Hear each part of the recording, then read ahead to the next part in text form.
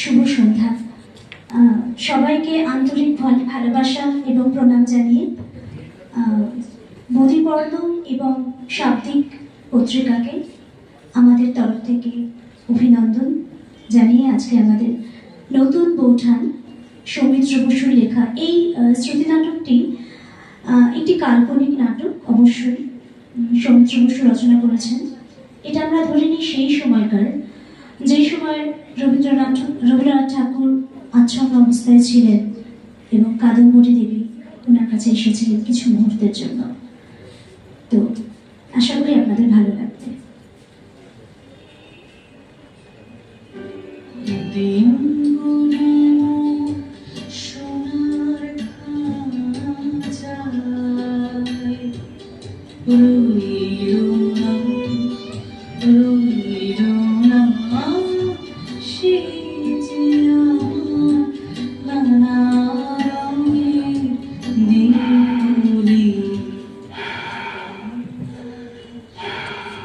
রবি, রবি, আমি এদিকে তাকাও। কে দাঁড়িয়ে ওখানে? ছায়া ঠিক নয়, কিন্তু ছায়ারই মতো। মৃত্যু কি তবে এই? আমি এসেছি রবি, চিনতে পারছো না? আমি তোমার নতুন বৌঠান। নতুন বৌঠান? তুমি এসেছো? ও, আমাকে নিতে এসেছো? যাবার সময় হলো বিহঙ্গে, এখনই কুলায় রিক্ত হবে স্তব্ধ গীতি ভ্রষ্ট নীর পরিবে ধুলায় অরণ্যের আন্দোলনে।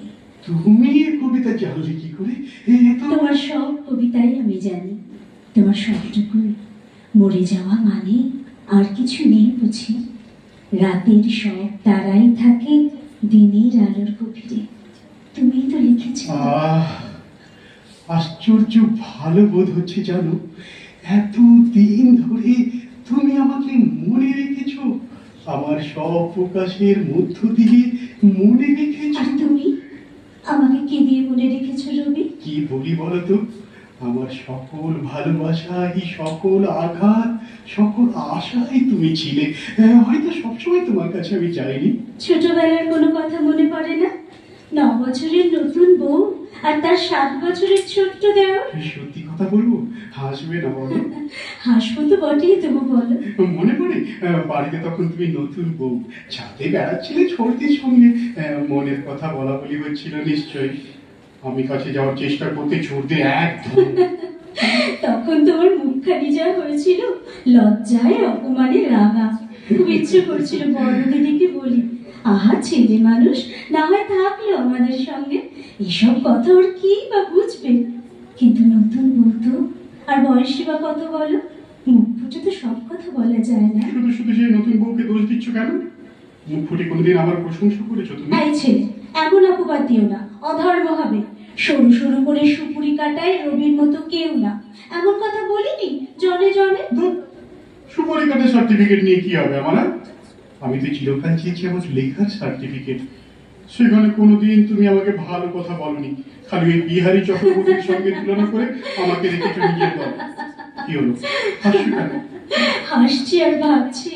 কি ভাবছো? সেই রাগ এখনো মনের মধ্যে পুষে রেখে দিয়েছো? না গো, সেসব কোথায় ফেলে এসেছি।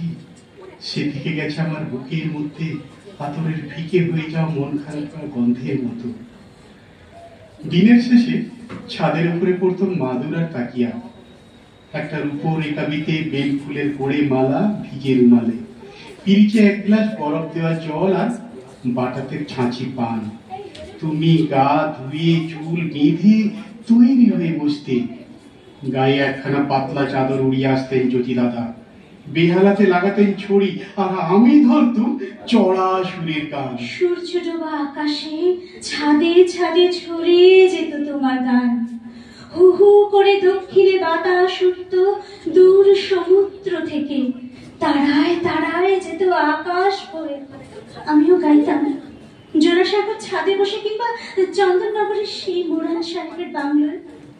বাইরে ঘন ঘোর বর্ষা, ঝাপসা নদীর ওপর ডাকাতের মতো বৃষ্টি ঝরে পড়ছে অবিরাম। আর চারদিক খোলা সেই গোল ঘরে আমরা দুজনে মুখোমুখি বসে গান গাইছি, গানের পর গান, অশেষ অনন্ত। সেই সব দিন থেকে গেছে আমার লেখার মধ্যে। বিভিন্ন প্রসঙ্গ উৎসর্গ করেছিলাম তোমাকে। এক লেখা লিখেছিলাম, এই লেখা তুমি আর আমি পড়িব, আর বাকি লেখা অন্য সকলে পড়িবে। ঠিক যেমন তোমার রক্ত করবিতে কিশোর বলেছিল, ওই গাছটি থাক আমার একটি মাত্র গোপন কথার মতো। তা তো হবেই, নন্দিনী আর কিশোরের মধ্যে আমরা দুজনেই তো আছি। সেই সব দিনগুলো আমাকে গোলাপের মতো ফুটিয়ে তুলেছিল রবি। কে যে কাকে ফুটিয়ে তোলে নতুন বউঠান। কিন্তু এসব ভালো লাগার কথা তুমি আগে কেন বলনি? বললে কি হতো? জানি না কি হতো, কিন্তু আমার কম বয়সের কষ্ট কিছুটা হয়তো কমতো। তবে বলি শোনো, আমার না ভয় হতো তোমার লেখা শুনে। ভয়? কিসের ভয়?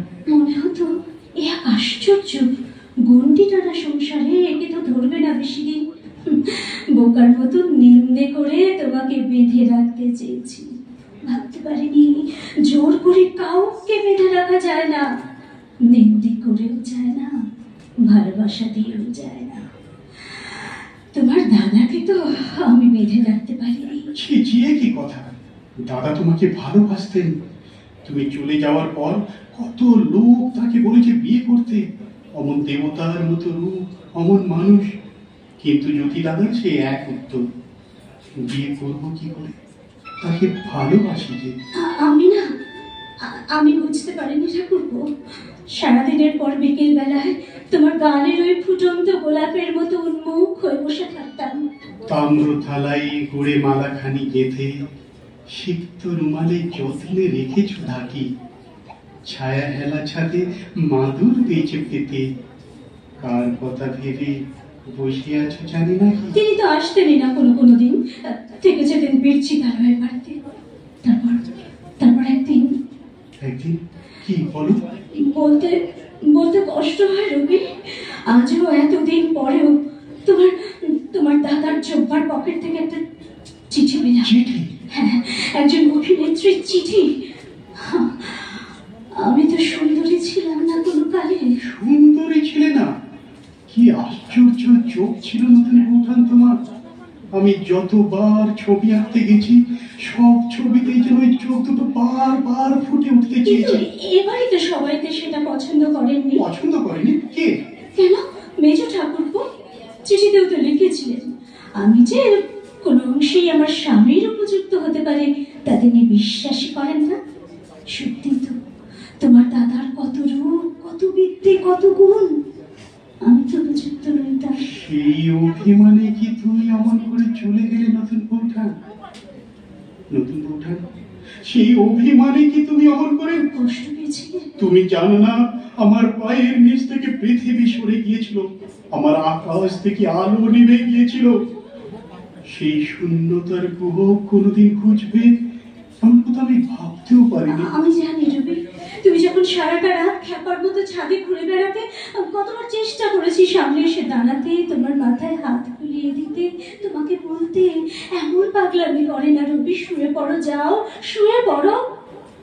কিন্তু মানুষ যা পারে আমরা তো তার সবটুকু পারি না। আমাকে তুমি খুব ভালোবেসেছিলে, তাই না? আর তুমি ভালোবাসোনি আমায়? খুব। সমস্ত জীবন ধরে যত ভালোবাসা পেয়েছি, দিয়েছি, নিহারিকা পুঞ্জের মধ্যে যেমন তারা, তেমনি করে তোমার মধ্যে মিলে আছে। এমন অনেক মানুষ আছে জানো রবি, যারা এই ভালোবাসার অন্যরকম মানে করে। জানি, তারা তো মিথ্যে বলে না নতুন বউটা? মিথ্যে বলে না? সবটাই কি মিথ্যে? ভালোবাসা যখন ছোট পুকুরের জল, তখন তাকে এ পুকুর ও পুকুর ভাগ করা চলে। কিন্তু যখন বন্যা আসে, তখন বন্ধুত্ব সব একাকার হয়ে যায়। এ তো আমি আমার সারা জীবন ধরে দেখলুম। কিন্তু আমার কথা উত্তর দিলে না তো। অমন করে কেন চলে গেলে তুমি? কাপড় বলে বিষকে দিয়ে আফি মানিয়ে দাদার উপর তোমার এত অভিমান? না, শুধু তোমার দাদার উপর নয়। তবে চুপ করে থেকো না, বলো বলো। উর্মিলা স্বর্ণ দিদির মেয়ে। ভগবান তো আমার কোলে কিচ্ছু দেননি, তাই ওই আমার সব ছিল।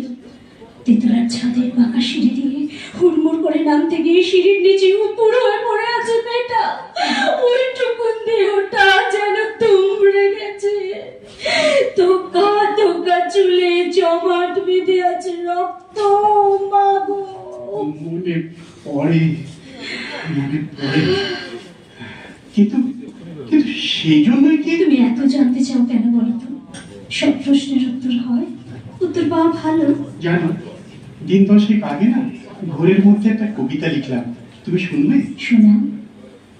প্রথম দিনের সূর্য প্রশ্ন করেছিল সত্তার নতুন আবির্ভাবে, কে তুমি?